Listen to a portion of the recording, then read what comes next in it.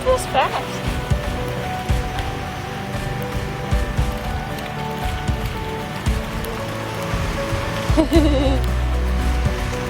Good job.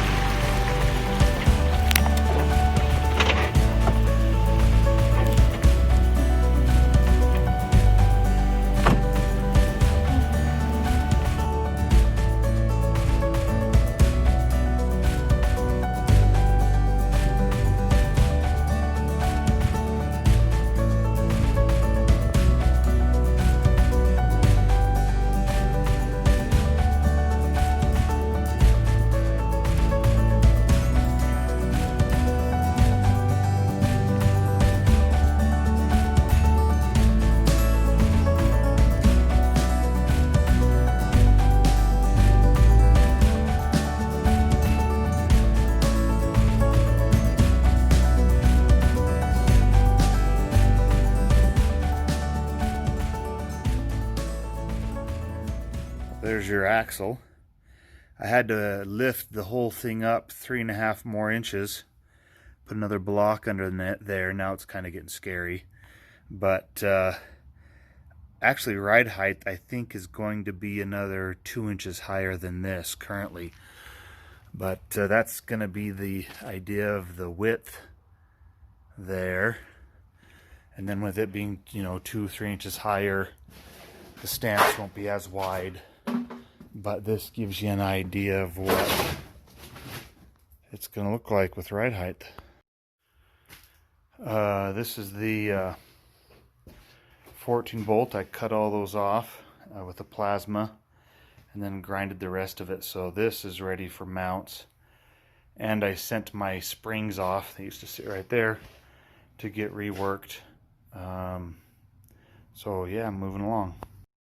Well, my wife asked me to clean up the garage so she can park her car here. I'm not doing a very good job of it because I'm working on the Blazer. Alright, so this is what I did.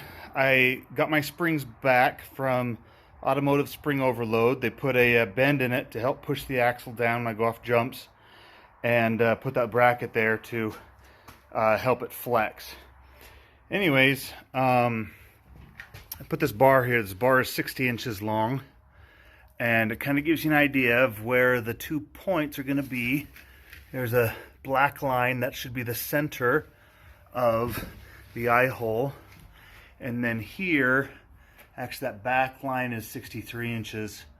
And so that needs to stick out another 3 inches or so. So I measured from about this point to about to the stock location, which I'm going to use, is about 8 inches. So I think that will work out perfectly. So I went on a Facebook forum, and they said that you can actually cut those retainers down a lot. And I think with my anti-wrap bar that I'll put on it, it'll also add a little bit of rigidity to the suspension. But just kind of gives you an idea of how things flex, move up as I jack it up.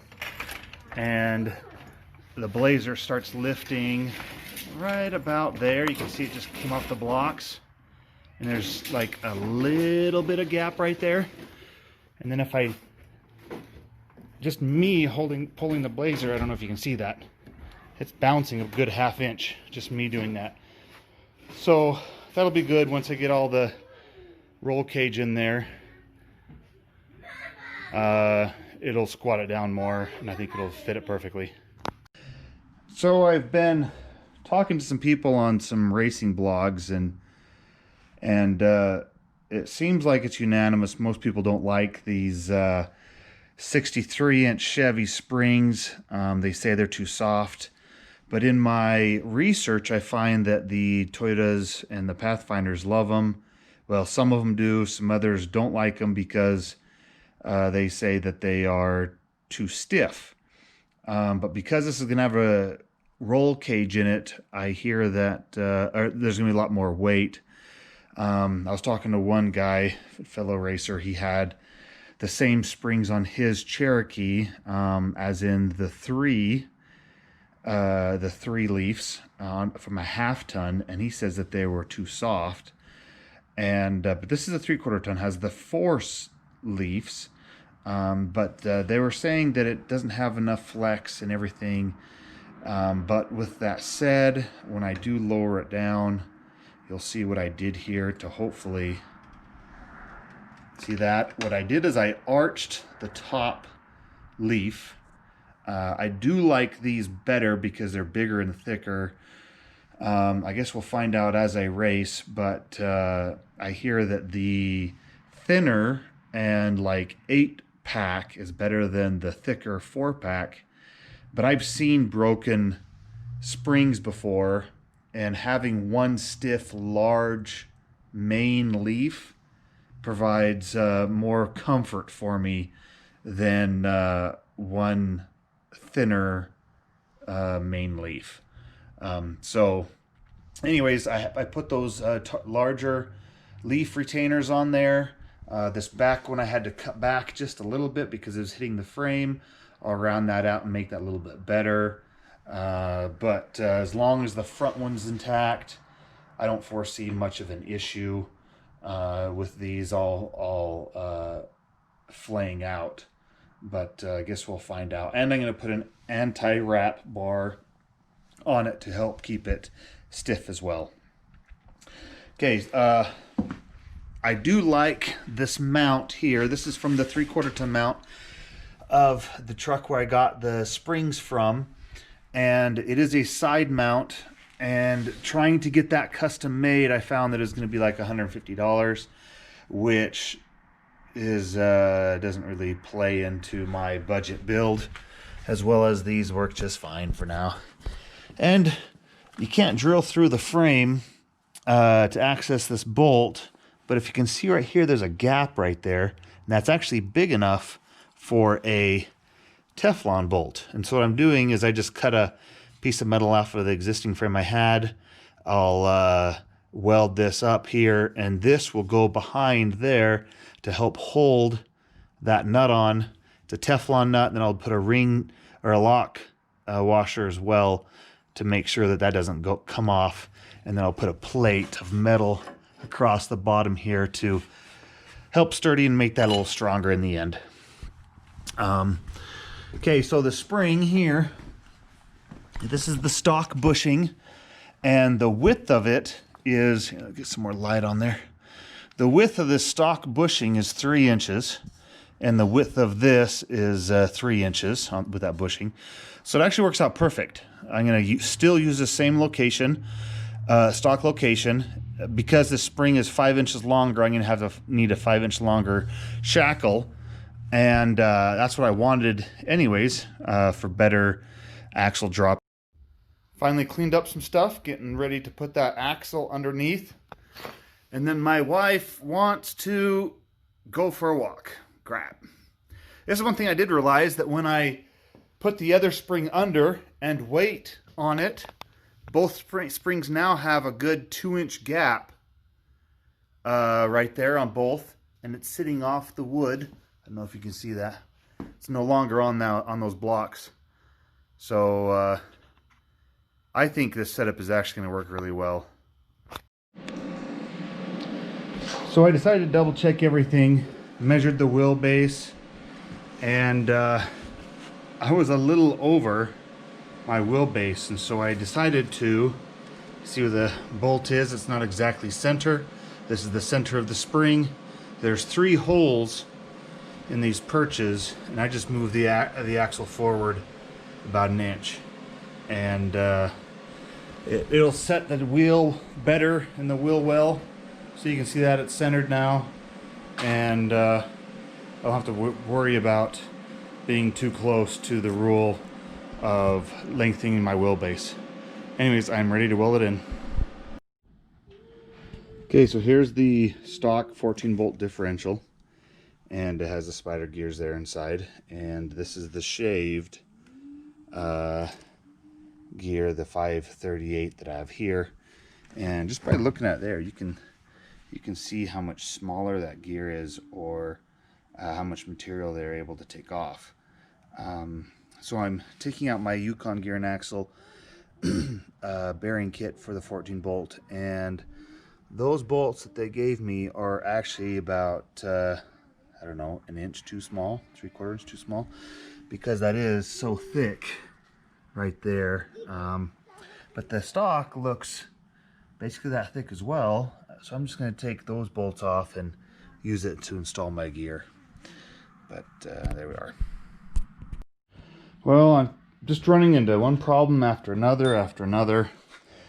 Anyways, this bearing kit for this 14 bolt is actually for a semi-float 14 bolt and is totally wrong. I'm not going to be gearing the diff and putting new bearings in it. But what I will be doing is putting the, I guess, bolting the springs on. And this is one thing that I've noticed. The quality at Ballistic Fab is really good. Like, it just goes right in. I don't have to worry about bending them or anything. I've done lifts on a TJ in the past, and trying to get those U-bolts through there is next to impossible. So they did elongate out those holes, and the bolts aren't extra wide, and so everything looks really good. Anyways, they're going on great. So just giving that update. I think on this video I'm just going to do a progression as I go instead of complete one whole task, because I have many issues. Oh, let me show you the other issue that I have, and I may finish off this video and move along. Okay, so I'm waiting for to get paid from my other job, and so I can buy these. Okay, so what I have here is, these are the Uniballs that I got from Ballistic Fab. I really like them because they are greasable, and the ball itself is all one piece. Okay, let me show you the ball here. So the ball is all one piece instead of inserts. So to me, it seems like it's a lot better built than putting in those inserts. So anyways, as you can see there, the gap for that bolt to go through there is pretty tight, and not much room for the U-joint. As well as this is tapered. It's 0.9 of an inch on top and 0.71 on the bottom. So it's a long taper GM taper there. So there is a company, I think it's called CTS. I'll be doing more when the parts get here, more video on it. But they build a pin that will go through a Uniball and tapered that goes in there. The bad thing is just the pin is $119. So that's what I'm going to be doing here. I'm going to be sending these Uniballs back to Ballistic Fab, and that's how I'm going to finish out that. So, and I do have the A-arm there that I'm working on, but this will have to wait and probably until after all the rear end's done. But next today, what I'm going to work on is those U-bolts, bolt them up, and then I'm going to go for the what do you call it? Slip yoke eliminator kit that I have over here, and it is right there. This is for the 231, which is the Jeep. I have the 233, but the transfer cases are literally the same, except for the sensor, which is on the side here. And you have to plug that up, which is the Jeep one, and then drill and tap this side for the Chevy. But that's where I'm at. So taking this transfer case out of the Blazer, I tried to take it in half so I could leave this part against the transmission up inside, but the cross member of the torsion bar is in the way. So I end up having to, it's the black one there, I end up having to take another cross member off and just pull it out complete. So I think for the S10, that's the only way to do it.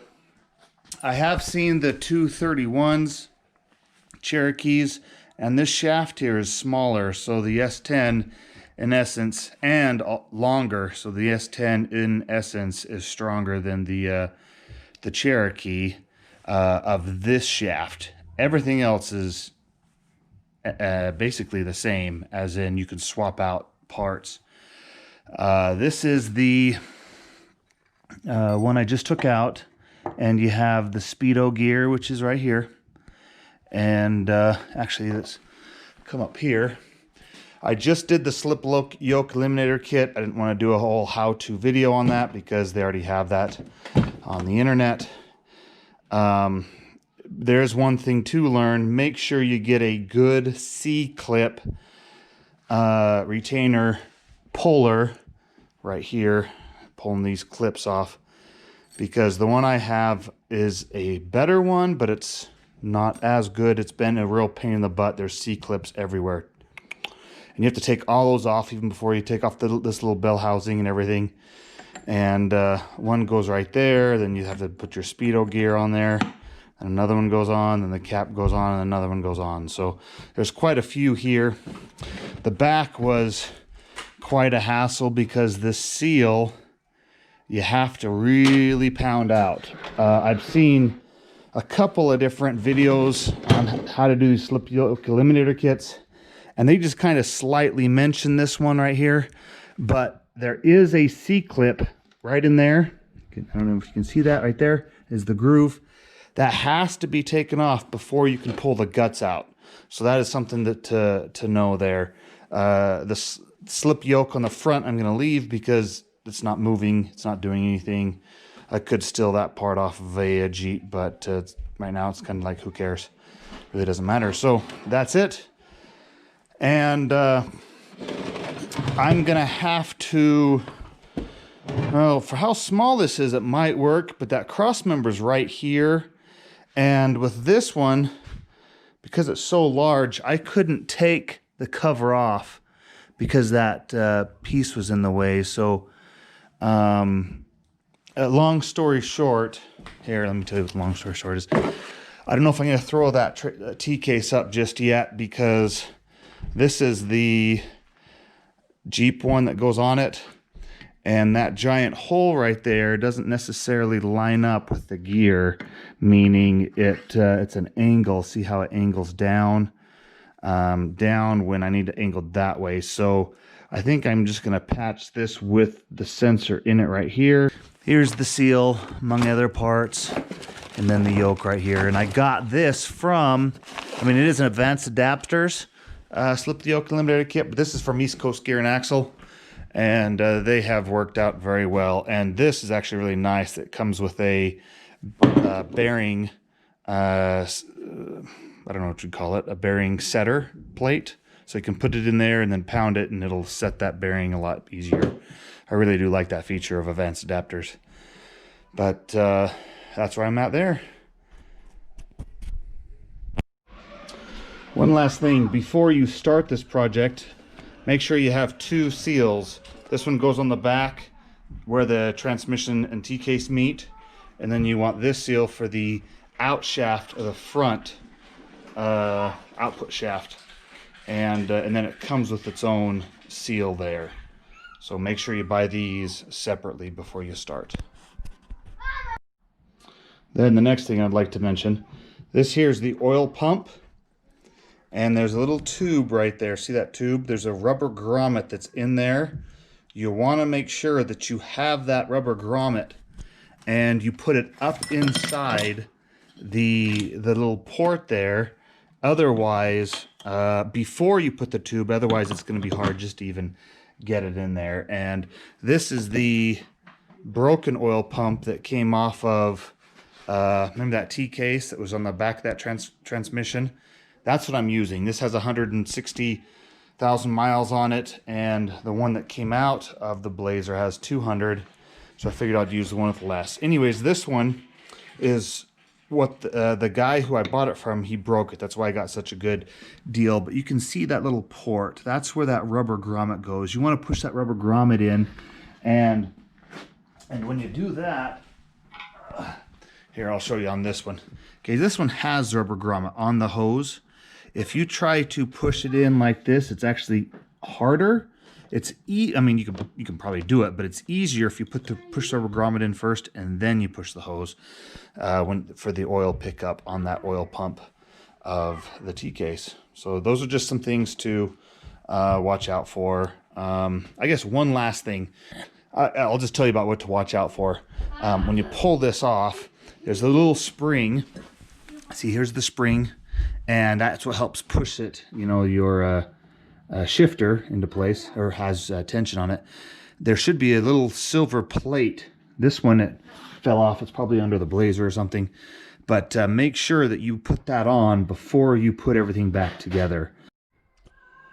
I'm designing my shackles today. Have some spare plywood in the garage and decided to use that. I have one major problem, and you can look at the shackles and see that they are offset. And the major problem is this cross member right here. It will not allow the shackles to have full extension, so I did a little bit of a bend. If you can see that bend right there. But I believe that won't be a problem. And then that's how it's going to be. Okay, now this is ride height. All the weight is on those shackles. And there is, and this is a better angle over here, you can see, there's about an inch gap between that cross member and here. And it only needs about 3/4 of an inch. And then, if you remember, this is the line right here that's 63 inches of spring. So this will come up about another 1.7 inches. And when this comes up, it'll make this spring 63 inches. And then once it goes up, then the shackle will go up and then start to go down as the spring continues to go up. And so that gap there will work. And that's where I'm at. Okay, this was probably the easiest ring and pinion I've ever done. With that said, I'll just talk about my challenges. I'm not going to go through the whole how to do it because there's plenty of how-to videos. First off, I was using, or it came with some crush sleeves. These are crush sleeves. The one on the left is the one that was in the axle when I got it, and you can see all those dings. There was something metal bouncing around in there that destroyed it. But when it does crush, it does drop down. You can see it drop or was squashed just a little bit, and that's basically all you really need. But with that said, this was a pain to crush. And I used my little torque wrench or impact gun down there, a little Husky. It is a 1/2 inch drive. I got it down so tight, and then I had to use my neighbor's 3/4 inch, but even that still would not make it tight enough. And all those little gashes there is just from it bouncing around with that impact gun. And I forgot that the last 14 bolt gears that I did, you actually have to get a huge bar, a cheater bar. That's what I used right here, this bar here. And I put it on a 1/2 inch drive, and I just moved it like 3-4 clicks at a time and was able to crush it down. Now I have 22 inch-pounds of torque or twist on there. So they say 20 to 30, and I prefer to be a little bit lighter. I don't want to generate a lot of heat. And I have had that happen on one of my axles before, too much heat and also too sloppy. But with that said, here it is. I'll show you the challenges that I had to face here. The 538 gears are extremely thick here, and so I had to, right down there in that bottom corner, I had to grind a little bit because the gears were hitting. And then also at the very bottom there, right down there, I had to scuff just a little bit. You can probably see that because one little part, it was rubbing a little bit. And so I figured with heat and everything, I didn't want it to like rub. So after it expands and gets heated up, so I did grind that down. So hopefully it's not going to heat or rub at all. But this has about 5.5, 6. They say, what, 6 to 10, I believe, back spacing. And mine's at 6 right now. So that's basically it. I just got done torquing down these. I got to tighten up these, just clean up the surface. I got to blow it out and spray it out and make sure there's no gunk. And also find a huge magnet that I'm going to throw in here to help suck up the metal. I'm going to drive it around a little bit before it ever races and change the gear oil again. Hopefully cleaning up a lot of that stuff. So this axle is pretty much ready to go. So I went down to the local Hobby Lobby and I picked up this rare earth magnet, which is these silver ones. They're much stronger than the black magnets that come out of your diff that help clean up your fluid with metal shavings. And I put in 2 of these bad boys in my diff, so that's an option whenever you open up your diff to drain your fluid or whatever. Change your magnet and it'll clean out your diff fluid much quicker than before. So that's an upgrade. Okay, I got the diff cover on, and now pulling out the pinion once again because I have to put silicone on it and seal it on up. I didn't think that I was gonna leave it in there, so that's why I didn't put silicone in it, because when you're patterning the gears, most likely you'll be pulling it out. So some things to take notice on, I'm putting some RTV and getting this pinion ready to seal up, is this channel right here. As the ring gear is spinning in drive motion, it flicks up oil in this channel, and then this channel feeds that hole right there that goes straight into the bearings. So you want to make sure that this is on top when you do put that in. So be sure you do that. And then next I will put on this the yoke, whatever guard that I got from Ballistic Fab. I'll get that painted up and also bolt that on. But other than that, this 14 bolt is ready to go. Okay, I am done with this video. Hopefully I will answer your questions later in the previous videos with the transfer case or the front IFS. But I don't have enough room or time, because I think this video is going to be fairly long to address all of those. But as for now, I do have back my shackles with my design, where one shackle is different from the other. They used my wood design and built this for me, and I have it bent down a little bit there so it doesn't hit that cross member. And I also painted up the skull on the front case of the Ballistic Fab shave kit. Thank you to all my sponsors